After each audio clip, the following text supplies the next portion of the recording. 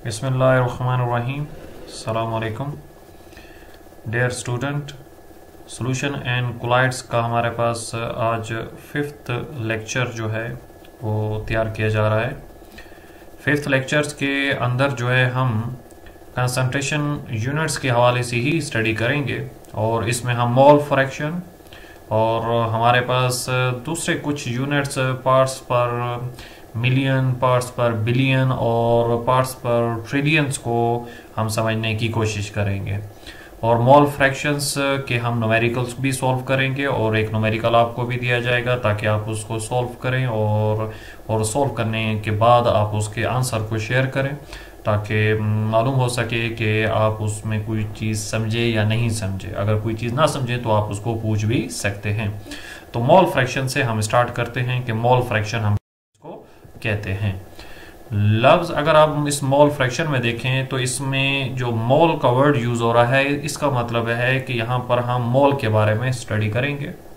और फ्रैक्शंस जो हमारे पास एक लिहाज से मैथमेटिकल टर्म हमारे पास मौजूद है और एक रेशो हमारे पास होती है, मोल की ही रेशो होती है जिसमें हम किसी भी सॉल्यूशन में मौजूद उसके कंपोनेंट के साथ टोटल आपके पास सॉल्यूशन को डिवाइड करते हैं। यानी कि अगर आप एक कोई सॉल्यूशन बनाते हैं और उस सॉल्यूशंस के अंदर उसके कंपोनेंट्स के जो मोल होते हैं और उसको अगर आप टोटल नंबर ऑफ मोल्स के साथ आप डिवाइड कर देते हैं तो वो उस सॉल्यूशन में मौजूद उस कंपोनेंट की मोल फ्रैक्शन हमारे पास हो जाएगी। यानी कि जो मोल फ्रैक्शंस आपके पास है तो वो हमारे पास बेसिकली जो उसका ताल्लुक आपके पास होगा तो वो हमारे पास है नंबर ऑफ मोल्स का आपके पास ताल्लुक है और वो भी आपके पास कंपोनेंट का। अगर किसी एक कंपोनेंट का आप मालूम करना चाहते हैं तो आप मोल फ्रैक्शंस के जरिए से मालूम कर सकते हैं। तो मोल फ्रैक्शंस में हम जो है जो हमारे पास टोटल नंबर ऑफ आपके पास मोल्स होते हैं उसको हम एक कंपोनेंट के साथ डिवाइड करके उसकी मोल फ्रैक्शन मालूम कर लेते हैं। यानी कि टोटल नंबर में उसके कितने फ्रैक्शन मौजूद हैं। और फ्रैक्शंस में हम टोटल 1 कंसिडर करते हैं, टोटल नंबर 1 यानी कि 1 के अंदर आपके पास उस कंपोनेंट का कितना पार्ट मौजूद है, कितना हिस्सा मौजूद है। जैसे 100% होता है तो 100% में कितने पार्ट्स मौजूद होते हैं, 20% है, 30% है, 40% है, तो वो 100 में होता है। और मोल फ्रैक्शन में हम 1 में कंसिडर करते हैं कि 1 में उसकी कितनी फ्रैक्शन मौजूद है आपके पास। यानी कि 1 के अंदर वो 0.2 है, 0.3 है, 0.4 है, 0.7 है, 0.8 है या 0.9 आपके पास उसका आपके पास एक लिहाज से फ्रैक्शन उसकी मौजूद है। तो हमारे पास जो मोल फ्रैक्शन आपके पास है तो उसको हम डिफाइन भी इसी तरीके से करते हैं, the number of moles of particular component divided by total number of mole of all the components present in the solution is called mole fraction. और इसका फार्मूला आपके पास कुछ यूं होगा, मोल फ्रैक्शन को हम x से रिप्रेजेंट करते हैं तो इसका फार्मूला बनता है number of moles of one component divided by total number of moles of all component. यानी कि ऊपर आप एक कंपोनेंट, जैसे आपके पास किसी सॉल्यूशन के 2 कंपोनेंट होते हैं, 2 से ज्यादा भी आपके पास हो सकते हैं। वैसे 2 मेन तो 2 ही कंपोनेंट होते हैं, उसे एक कंपोनेंट के एक से ज्यादा हिस्से हो सकते हैं। एक सॉल्यूट है, दूसरा आपके पास सॉल्वेंट है और सॉल्यूट और सॉल्वेंट मिलकर सॉल्यूशन बनाते हैं। और अगर आप सॉल्यूट के मोल्स ऊपर लिखते हैं तो नीचे आपको सॉल्यूट प्लस सॉल्वेंट के मोल्स लिखने पड़ेंगे। यानी कि टोटल आपके पास जो सॉल्यूशन है आपके पास अगर वो 6 मोल है तो उसमें आपके पास 1 मोल अगर आपके पास सॉल्यूट है तो 1 ऊपर लिखेंगे और 6 नीचे लिखेंगे। अभी 6 के अंदर 1 तो आपके पास हो गया सॉल्यूट और 5 आपके पास सॉल्वेंट हो जाएगा। तो इस तरीके से हम मोल फ्रैक्शन को मालूम कर सकते हैं। तो इसको हम क्योंकि मोल है, मोल को हम n से रिप्रेजेंट करते हैं तो Na आपके पास जिसकी फ्रैक्शन मालूम करना होगा तो उसके साथ आप x के साथ x क्योंकि मोल फ्रैक्शन को रिप्रेजेंट कर रहा है तो x के साथ आप a लिख देंगे अगर a की फ्रैक्शन मालूम कर रहे हैं। और अगर आप b की फ्रैक्शन मालूम कर रहे हैं तो b लिख देंगे। अगर आप c की फ्रैक्शन मालूम करना चाह रहे हैं तो आप c लिख देंगे, लेकिन नीचे टोटल आ जाएगा। तो हम na, nb, nc लिखने की बजाय हम इसमें बाज दफा nt भी लिख देते हैं और nt टोटल आपके पास नंबर ऑफ मोल्स को रिप्रेजेंट करता है किसी भी सोल्यूशन में मौजूद उसके कंपोनेंट के जितने भी मोल्स होते हैं वो Nt होता है और ऊपर Na हो जाएगा। इसी तरह XA हमने मालूम कर लिया, फिर XB भी मालूम कर लेंगे और XC भी मालूम कर लेंगे। तो ये हमारे पास एक मेथड होता है आपके पास मोल फ्रैक्शन को मालूम करने का।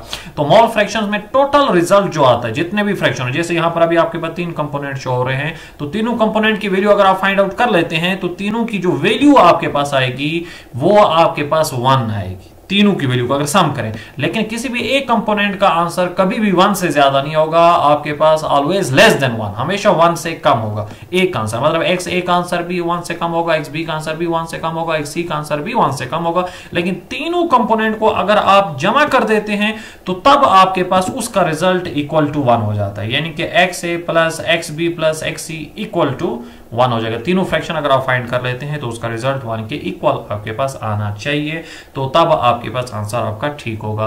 तो हम इस तरीके से इनके कंपोनेंट को मालूम कर सकते हैं। तो आपके पास ये जो मोल फ्रैक्शन हमारे पास एक यूनिट हमारे पास है, तो कैलकुलेशन के लिए आपके पास सॉल्यूट और सॉल्वेंट्स की आपके पास, तो ये मोल फ्रैक्शन ज्यादातर आपके पास गैसेस के लिए हम इस्तेमाल करते हैं, यानी कि जैसे एटमॉस्फेयर में हमारे पास डिफरेंट गैसेस डिफरेंट आपके पास परसेंटेज में मौजूद हैं। अगर इनके आप मोल फ्रैक्शन फाइंड करना चाहें तो तब आप इसी फार्मूले को कर सकते हैं कि नाइट्रोजन की मोल फ्रैक्शन कितनी है, ऑक्सीजन की मोल फ्रैक्शन कितनी है, कार्बन डाइऑक्साइड की मोल फ्रैक्शन कितनी है, नियोन की मोल फ्रैक्शन कितनी है। तो हमारे पास ये ज्यादातर गैसेस के लिए इस्तेमाल किया जाता है। और मोल फ्रैक्शन जैसे हम पीछे हम इससे पहले वाली वीडियो में हम पढ़ चुके हैं, मोलैरिटी और मोलैरिटी को, वो टेम्परेचर उनमें से भी एक टेम्परेचर डिपेंडेंट था, एक टेम्परेचर डिपेंडेंट नहीं था। तो मोल भी हमारे पास टेम्परेचर डिपेंडेंट नहीं होता, यानी कि ये भी आपके पास टेम्परेचर पर डिपेंड नहीं करता। टेम्परेचर से आपके पास ज्यादा या कम करने से नंबर ऑफ मोल्स में फर्क नहीं आएगा, क्योंकि नंबर ऑफ मोल्स का डायरेक्ट ताल्लुक आपके पास जो है वो नंबर ऑफ पार्टिकल के साथ है। नंबर ऑफ पार्टिकल तो आप फिनिश नहीं कर सकते हो, तो नंबर ऑफ पार्टिकल सेम रहेंगे तो आपके पास नंबर ऑफ मोल्स भी सेम रहेंगे, तो इसलिए मोल फ्रैक्शन भी सेम रहेगी।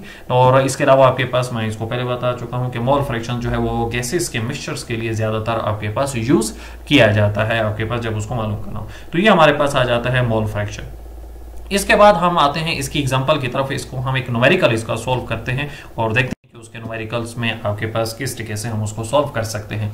तो इसका जो न्यूमेरिकल्स आपके पास है तो उसकी स्टेटमेंट ये हमारे पास है कि a can of 2 kg antifreeze contain 0.8 kg of ethylene glycol, और उसका ये फार्मूला मौजूद है, and 1.2 kg of water. What are the mole fractions of both the component of antifreeze.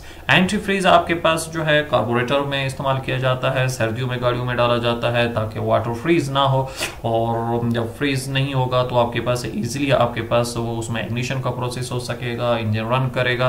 तो हमारे पास जो एंटी फ्रीजर है वो अगर 2 kg है तो उसमें जो एथिलीन ग्लाइकोल है वो 0.8 है और 1.2 kg वाटर है। मतलब ये एक लिहाज से एक सोल्यूशन बनाया गया है और उस सोल्यूशन में एक सॉल्यूट है और एक सॉल्वेंट है। अब इन दोनों की हमने फ्रैक्शन फाइंड करनी है कि इन दोनों की फ्रैक्शन कितनी हमारे पास मौजूद है, कि क्या इसका आंसर आता है फ्रैक्शन में, यानी कि 1 के अंदर इनके क्या क्या रिजल्ट हैं। अगर 1 वैल्यू हो तो 1 में 0.8 का कितना आपके पास, जैसे 2 kg में एथिलीन ग्लाइकोल 0.8 है और 2 kg में जो वाटर है वो 1.2 है, ये 2 kg। अगर 1 होता आपके पास आंसर तो 1 में इनकी क्या क्या आपके पास फ्रैक्शन आती, उसको हमने फाइंड आउट करना है। तो डेटा बनाते हैं आपके पास इसका, और डेटा में सबसे पहले तो आपके पास ये है कि जो चीजें हमने फाइंड आउट करनी है वो क्या, what are the mole fraction of both the component, यानी कि मोल फ्रैक्शन ऑफ हमने एथिलीन ग्लाइकोल भी फाइंड करना है, मोल फ्रैक्शन ऑफ वाटर भी फाइंड करना है। ये दो चीजें हमने क्या करनी है, फाइंड करनी है। यानी कि mole fractions of ethylene glycol formula मैंने उसका लिख दिया है, और मोल फ्रैक्शंस ऑफ वाटर भी हमारे पास जो है वो अननोन आपके पास मौजूद है।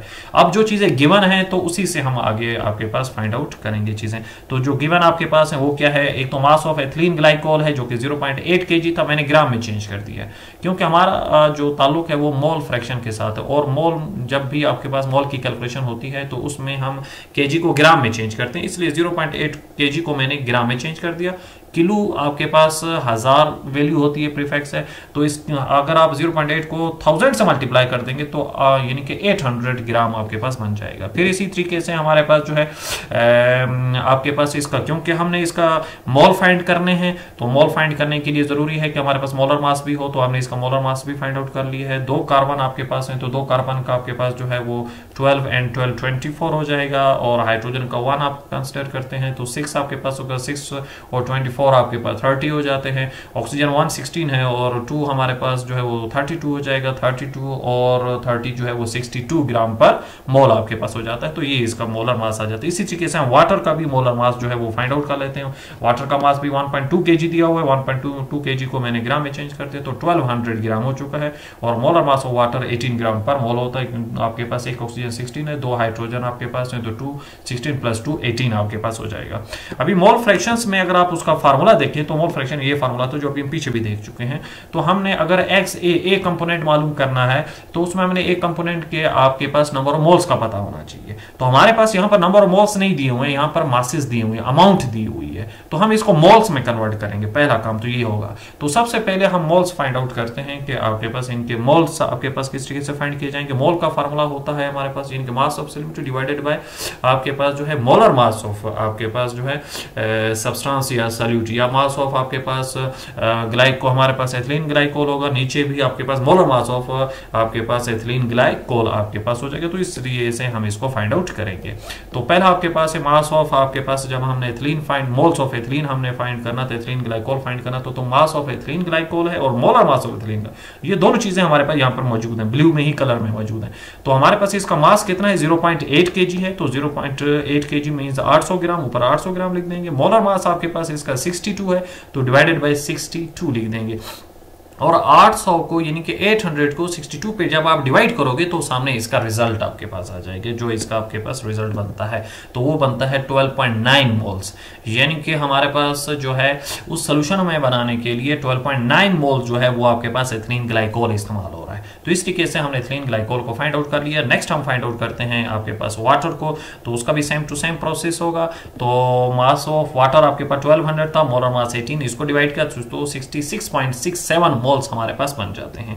फिर हम इसका टोटल, क्योंकि हमें नीचे चाहिए टोटल मोल्स चाहिए, 2 कंपोनेंट 3 कंपोनेंट्स नहीं है, तो तीसरा कंपोनेंट भी हो सकता है, चौथा कंपोनेंट भी हो सकता है। तो ये जरूर नहीं है 2 कंपोनेंट हो, इससे ज्यादा भी हो सकते हैं। तो हम इन दोनों को यानी कि 12.9 हो गया और 66.67 इन दोनों को हम जो है अब ऐड कर देंगे ताकि हमारे पास टोटल नंबर ऑफ मोल्स हमें मिल सकें। यानी कि 12.9 मोल्स है प्लस 66.7 मोल्स आपके पास हो गया।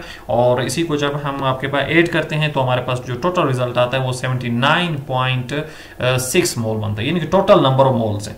टोटल नंबर ऑफ मोल्स भी आ चुके हैं और इंडिविजुअल मोल भी हम फाइंड कर चुके हैं। मोल्स ऑफ एथिलीन हम फाइंड कर चुके हैं, मोल्स ऑफ वाटर भी हम फाइंड आउट कर चुके हैं। अब क्या करेंगे कि हम इनके मोल फ्रैक्शन फाइंड करेंगे। तो मोल फ्रैक्शन इसकी फाइंड करना उतनी मुश्किल नहीं है कि 12.9 हमने एथिलीन को ऊपर लिख दिया और नीचे 79.6, तो हमारे पास जो फ्रैक्शन आई है वो 0.16 आई है। फिर इसी तरीके से हम वाटर को भी फाइंड आउट कर लेते हैं। 66.7 है, 79.6 है, तो इसको डिवाइड करेंगे तो 0.84 आ जाएगा। तो ये दोनों की मोल फ्रैक्शन फाइंड आउट हो चुकी है। जो व्हाइट में था आपके पास यहाँ पर भी मैंने इसको व्हाइट में ही शो किया ताकि आपको पता चले कि क्या क्या चीजें फाइंड हुई हैं।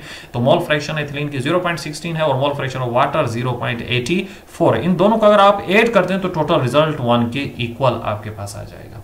तो इस तरीके से हमारे पास टोटल सम जो है आपके पास अगर 2 कंपोनेंट हो, 3 कंपोनेंट हो, 4 कंपोनेंट हो, जितने भी कंपोनेंट उनका टोटल सम इक्वल टू 1 के इक्वल होना चाहिए, तो हमारे पास वो मोल फ्रैक्शन होती है। बाद दफा थोड़ा बहुत आपके पास कैलकुलेशन में एरर की वजह से कुछ फर्क आ जाता है, 0.99 भी हो जाता है, 0.98 भी हो जाता है, तो वो भी आपके पास जो है एक लिहाज से एग्जैक्ट समझा जाता है, एक्यूरेट समझा जाता है। तो हमारे पास ये एक एग्जांपल हो जाती है, इसकी सॉल्यूशन आपके पास आ जाता है। मोल फ्रैक्शन फाइंड आउट करनी थी, वो मैंने यहाँ पर फाइंड आउट कर ली। तो अभी एक क्वेश्चन आपको ताकि आप इसको सॉल्व करें। तो उसमें आपके पास solution is prepared by dissolving 9.2 grams of toluene in 39 grams of benzene.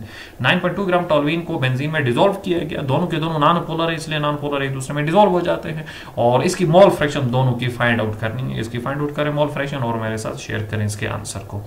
तो नेक्स्ट हम आते हैं नेक्स्ट की तरफ। तो नेक्स्ट यूनिट्स हमारे पास जो मौजूद हैं जिसको हमें स्टडी करना है वो है पार्ट्स पर मिलियन और पार्ट्स पर बिलियन एंड पार्ट्स पर ट्रिलियन। इनके फार्मूले को डिस्कस करते हैं। न्यूमेरिकल सेम टू सेम वैसे होंगे जैसे ये आपके पास ये न्यूमेरिकल हुआ है इससे पीछे वाला, और जैसे हमने मोलैरिटी के न्यूमेरिकल थे वैसे ही हमने इसको सॉल्व करना है। इनकी डेफिनेशंस को हम और इनके फार्मूले को डिस्कस करते हैं। पार्ट्स पर मिलियन, और मिलियन आपके पास 10⁻⁶ होता है, 6 जीरो होते हैं क्योंकि मिलियन बेसिकली आपके पास 10 लाख के इक्वल होता है और 10 लाख 1 लाख में 5 जीरो होंगे, 10 लाख में लाजमन 6 जीरो हमारे पास होंगे। तो अगर आपके पास सॉल्यूशन जो हमारे पास जो मौजूद है, तो आपके पास उसके अंदर कितने पार्ट्स मौजूद हैं आपके पास, यानी कि 1 मिलियन पार्ट्स ऑफ अगर सॉल्यूशन हो तो उसमें जितने पार्ट्स आपके पास जो है वो आपके पास सॉल्यूट के आपके पास होंगे, तो वो आपके पास क्या कहलाएगा, पार्ट्स पर मिलियन, यानी कि मिलियन में इसके कितने पार्ट्स मौजूद हैं। ये यूनिट ज्यादातर आपके पास इंप्योरिटी वगैरह को चेक करने के लिए भी इस्तेमाल किए जाते हैं। जैसे वाटर है, वाटर में आर्सेनिक की कितनी अमाउंट मौजूद है आपके पास, तो उसके लिए इस्तेमाल किया जाता है, जो कि बहुत ही कम आपके पास रेशो में हमारे पास होते हैं, बहुत ही कम आपके पास इनकी वैल्यूज होती है। या ब्लड के अंदर से आपने आपने एक लिहाज से मिनरल्स को आपने उसकी कंसंट्रेशन को फाइंड आउट करना हो, या आपने आपके पास जूसेस वगैरह आपके पास है, वहां पर मिनरल्स वगैरह को फाइंड करना हो, तो तब आपके पास इन यूनिट्स का इस्तेमाल आपके पास होता है। तो ये इसका फार्मूला हो जाता है, यानी कि इसके आपके पास 2-3 फार्मूले बन सकते हैं कि मास ऑफ सॉल्यूट इन ग्राम हो सकता है, volume of solute in milligram भी हो सकता है, और मल्टीप्लाई बाय 10⁻⁶ होगा, नीचे सॉल्यूशन होगा, ऊपर आपके पास सॉल्यूट होगा। आपके पास सॉल्यूट की अमाउंट गिवन होगी, मास में भी हो सकती है, वॉल्यूम में हो सकती है, वो आप लिख देंगे, नीचे सॉल्यूशन की वैल्यू भी दी होगी वो लिख लेंगे, इनको आप डिवाइड कर लेंगे और मल्टीप्लाई कर देंगे 10⁻⁶ से, तो ये पार्ट्स पर मिलियन आपके पास हो जाएगा। तो इसकी एक सिंपल आपके पास वर्ड में हम ये कह सकते हैं कि 1 किलोग्राम में अगर आपके पास 1 मिलीग्राम सॉल्यूट मौजूद हो, 1 किलोग्राम सॉल्यूशन हो और उसमें 1 मिलीग्राम सॉल्यूट जो मौजूद हो, तो उसको हम क्या कहते हैं, पार्ट्स पर मिलियन है, यानी कि ये पार्ट्स पर मिलियन होगा। 1 मिलियन का एक हिस्सा, आपके 1 मिलियन के अंदर एक हिस्सा आपके पास उसका मौजूद है, 1 पार्ट आपके पास मौजूद होगा। तो नेक्स्ट भी इसी तरीके से सेम टू सेम हमारे पास है, पार्ट्स पर बिलियन है, तो मतलब 1 बिलियन में कितने सॉल्यूट के पार्टिकल है, सॉल्यूशन का 1 आपके पास बिलियन हो तो उसमें कितने होंगे, और 1 बिलियन आपके पास 10⁻⁹ के आपके पास इक्वल आपके पास हो जाएगा। तो इसमें भी हम जो है वो माइक्रो फिर ग्राम में देखते हैं कि 1 किलोग्राम सॉल्यूशन आपके पास हो और उसमें माइक्रोग्राम ऑफ सॉल्यूट कितना है, माइक्रोग्राम ऑफ सॉल्यूट अगर उसमें से निकल आता है तो वो पार्ट्स पर बिलियन आपके पास बन जाता है। फिर इसी तरीके से सेम टू सेम आपके पास है, पार्ट्स पर ट्रिलियन आपके पास है, तो उसमें आपके पास 10⁻12 से हम उसी फार्मूले को मल्टीप्लाई कर देते हैं, और इसमें फिर नैनो आपके पास आ जाता है कि nanogram of solute in 1 kilogram of solution is equal two parts पर ट्रिलियन, यानी कि अगर 1 किलोग्राम में नैनोग्राम सॉल्यूट मौजूद हो तो वो 1 पार्ट पर ट्रिलियन के इक्वल आपके पास हो जाता है, यानी कि उसका आंसर 1 आपके पास हो जाएगा आपके पास, यानी कि ये वैल्यूज होती हैं। तो इसको इंडस्ट्री लेवल के ऊपर आपके पास इस्तेमाल किया जाता है, बड़े लेवल के ऊपर आपके पास इस्तेमाल किया जाता है, ये यूनिट्स इस्तेमाल होते हैं। तो इस तरीके से ये आपके पास कंसंट्रेशन के यूनिट हो जाते हैं। और इसमें अगर आपको कोई चीज़ ना समझ आई तो आप उसको पूछ सकते हैं, और एक क्वेश्चन आपको दिया गया है और मुझे उम्मीद है कि आप उसको सॉल्व करके उसका आंसर शेयर करेंगे कॉमेंट्स में। थैंक्स।